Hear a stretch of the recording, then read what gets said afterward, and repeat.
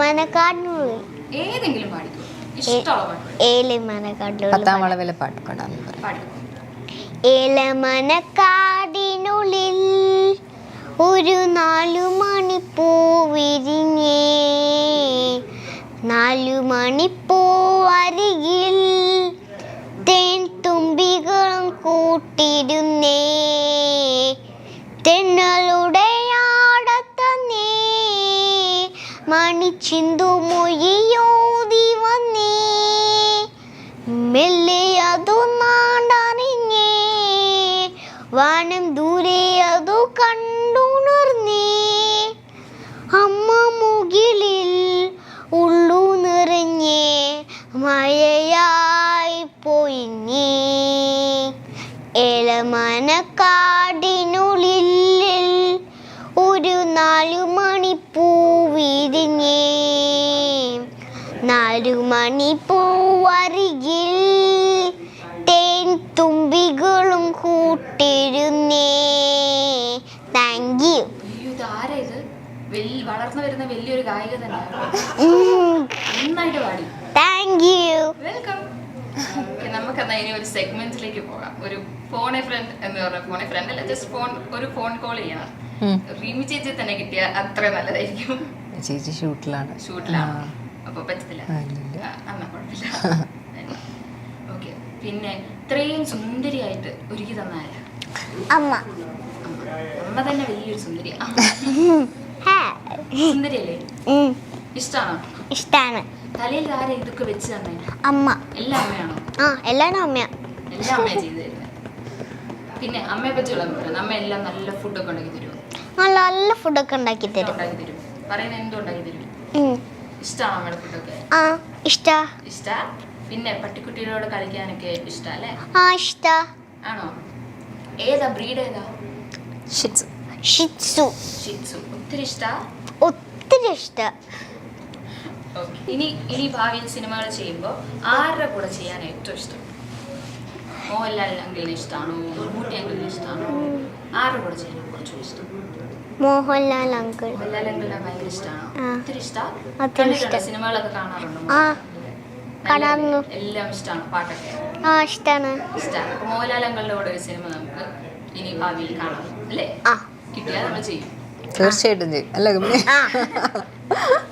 Okay. അടുത്തതാണ് ഒരു കുസൃതി ചോദ്യം സെഗ്മെന്റിലേക്കാണ്. രണ്ടുപേരും നോക്കും പറയാൻ പറ്റും എത്ര കുസൃതിയാണ്. കുസൃതി വേണ്ട, നല്ല ക്വസ്റ്റ്യൻ ചോദിച്ചാൽ മതി. കുസൃതി വേണ്ടേ? വേണ്ട. ചുമ്മാ ഇച്ചിരി ഫണ്ണാക്കാം. നമുക്ക് ഇച്ചിരി നല്ല ഒത്തിരി ബുദ്ധിയൊന്നും ഉപയോഗിക്കൊന്നും വേണ്ട കേട്ടോ. ചോദിക്കട്ടെ? ഒരു ദിവസം ബ്രേക്ക്ഫാസ്റ്റിന്റെ മുൻപേ നമുക്ക് കഴിക്കാൻ പറ്റാത്തത് എന്ത്? കഴിക്കാൻ പറ്റാത്തതോ? ഒരു ദിവസം ബ്രേക്ക്ഫാസ്റ്റിന് മുൻപേ കഴിക്കാൻ പറ്റാത്തത്. ഇത് ഗെയിമാണോ?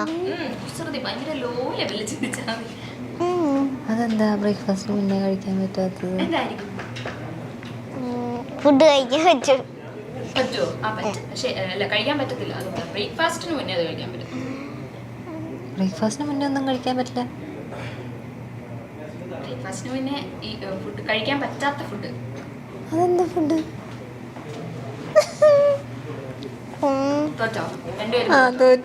തോറ്റു. അങ്ങനെ എന്താ ലഞ്ചും ഡിന്നറും ബ്രേക്ക്ഫാസ്റ്റിന് മുന്നേ കഴിക്കാൻ പറ്റില്ലല്ലോ. അയ്യോ, ഇങ്ങനത്തെ ചോദ്യം ചോദിച്ചു ഞങ്ങൾക്ക് അറിയില്ല. ഭയങ്കര താന്ന് ചിന്തിച്ചാൽ മതി. നെക്സ്റ്റ് ചോദിച്ചാൽ ഞങ്ങൾ ജയിക്കും. അപ്പൊ ഈ ചേച്ചി തൊട്ടു. ഞാൻ ചോദിക്കാവേ. വള്ളിയില്ലാത്തപ്പോ ഇതൊരു മരമാണ്. വള്ളിയില്ലാത്തപ്പോ ഇതൊരു മരമാണ്. പക്ഷെ വള്ളി ഉള്ളപ്പോ ഇതൊരു അസുഖമാണ്. അത് മോൾക്ക് ചിന്തിക്കാൻ പറ്റുമെന്ന് തോന്നില്ല.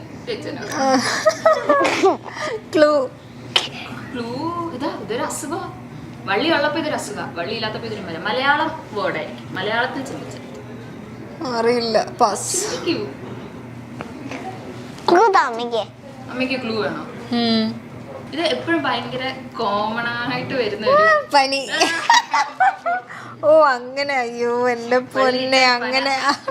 അമ്മ ജയിച്ചു, ഞാൻ പറഞ്ഞില്ലേ. മതി ക്വസ്റ്റ്യൻസ് മതി. അല്ല, കൊറേ ചോദിച്ചോ. ഇഷ്ടപ്പെട്ടു. ഏറ്റവും സുരക്ഷിതമായ ചായക്ക് എന്തു പറയും? ചായക്കോ? ചായ, ഏറ്റവും സുരക്ഷിതമായ ചായ. മുഖച്ചായ. അത്രയൊന്നും പറയണ്ട. പറയണ്ട. ഞാൻ ഇച്ചിരി വേറെന്ത് ചായ? ഏറ്റവും ഏറ്റവും സുരക്ഷിതമായ ചായ. അറിയില്ല. ഇംഗ്ലീഷ് ചിന്തിക്കാം, ഒരു ക്ലൂ തരാം. ഇംഗ്ലീഷ് ചിന്തിച്ചാൽ മതി. എനിക്കറിയാം, കോഫിയാണോ? ചായയുടെ ഇംഗ്ലീഷ് എന്താ? ടീ. സുരക്ഷിതമായ ചായ സേഫ്റ്റി. ആ. ഓ ഞങ്ങൾ ജയിച്ചു. ജയിച്ചോ? ഞാൻ ജയിപ്പിച്ചതല്ലേ? ഞാൻ താങ്ക് യു. നമ്മൾ മതി. പാസ്. പാസല്ല, കുറച്ചും കൂടെ ചോദിക്കും. മതി. ആ, ഒന്നുകൂടെ ചോദിക്കും. ഇഷ്ടപ്പെട്ടു, കൺമണിക്ക് ഒത്തിരി ഇഷ്ടപ്പെട്ടു. എന്തായാലും ഞാൻ ഇത് ഇവിടെ കൊണ്ട് നിർത്തി. അമ്മയ്ക്ക് മടുത്തു. അമ്മ മടുത്തു. അമ്മ ടയേർഡ്. എന്നാ ശരി. അമ്മയ്ക്ക് മതിയായി. അപ്പോൾ ഇതായിരുന്നു ഇന്നത്തെ സെഗ്മെന്റ് ആയിരുന്നു. വളരെ സന്തോഷം. Thank you so much. ഒത്തിരി സന്തോഷം വന്നു. Thank you. സിനിമ ഇറങ്ങുന്നത് അതെ. 13-ാം തീയതി. മെയ് 13-ാം തീയതി. അതെ, കമണിക്കുട്ടിയുടെ ഫസ്റ്റ് ഡെബ്യൂ മൂവിയാണ്. അപ്പോൾ എല്ലാവരും തിയേറ്ററിൽ തന്നെ പോയിട്ട് സിനിമ കാണുക, സപ്പോർട്ട് ചെയ്യുക. മൂക്കൊന്നും പറയാനില്ല. എല്ലാവരും തിയേറ്ററിൽ പോയിട്ട് തന്നെ എല്ലാരും തിയേറ്ററിൽ പോയി കാണുന്നുണ്ട്. എൻ്റെ സിനിമ മെയിൻ 30 ഇറങ്ങും. അതുകൊണ്ട് എല്ലാവരും എനിക്ക് വേണ്ടി പ്രാർത്ഥിക്കണം. അതുപോലെ കേട്ടോ, എനിക്ക് എൻ്റെ സിനിമ എല്ലാവർക്കും ഇഷ്ടമാണ് കേട്ടോ. എല്ലാവർക്കും ഇഷ്ടം. മലയാളികളുടെ പ്രിയപ്പെട്ട നടിമാരിൽ ഒരാളാണ് മുക്ത. എറണാകുളം കോതമംഗലം സ്വദേശിയായ മുക്ത ബാലതാരമായിട്ടാണ് സിനിമയിലെത്തിയത്. 2006 പുറത്തിറങ്ങിയ ലാൽജോ സംവിധാനം ചെയ്ത അച്ഛനുറങ്ങാത്ത വീട് എന്ന ചിത്രത്തിലൂടെയാണ് ചലച്ചിത്ര രംഗത്തേക്ക് മുക്തയുടെ രംഗപ്രവേശം. വളരെ കുറച്ച് സിനിമകളിൽ മാത്രമേ അഭിനയിച്ചിട്ടുള്ളൂ എങ്കിലും മലയാളി ഇക്കാലവും ഓർത്തുവെക്കുന്ന കഥാപാത്രങ്ങളാണ് മുക്ത വെള്ളിത്തിരയിൽ എത്തിച്ചത്. സിനിമ കൂടാതെ ഒട്ടനവധി മലയാളം, തമിഴ് പരമ്പരകളിലും മുക്ത സജീവമായിരുന്നു. 2015 മുക്ത വിവാഹിതയായത്. റിമി ടോമിയുടെ സഹോദരൻ റിങ്കോ ടോമിയാണ് താരത്തിന്റെ ഭർത്താവ്. എൽസ ജോർജ് എന്നാണ് മുക്തയുടെ യഥാർത്ഥ പേര്.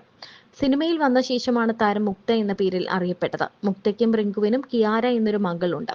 സിനിമയിൽ സജീവമല്ലെങ്കിലും മുക്ത യൂട്യൂബ് ചാനൽ വഴി തന്റെ കുടുംബത്തിന്റെ വിശേഷങ്ങൾ പങ്കിടാറുണ്ട്.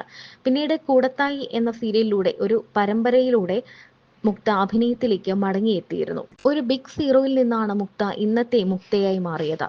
പാലാരിവട്ടത്തൊരു വീട് വാങ്ങിച്ചു, ചേച്ചിയെ പഠിപ്പിച്ചു, ചേച്ചിയുടെ കല്യാണം നടത്തി. അതിനുശേഷം സ്വന്തം കല്യാണവും മുക്ത നടത്തി.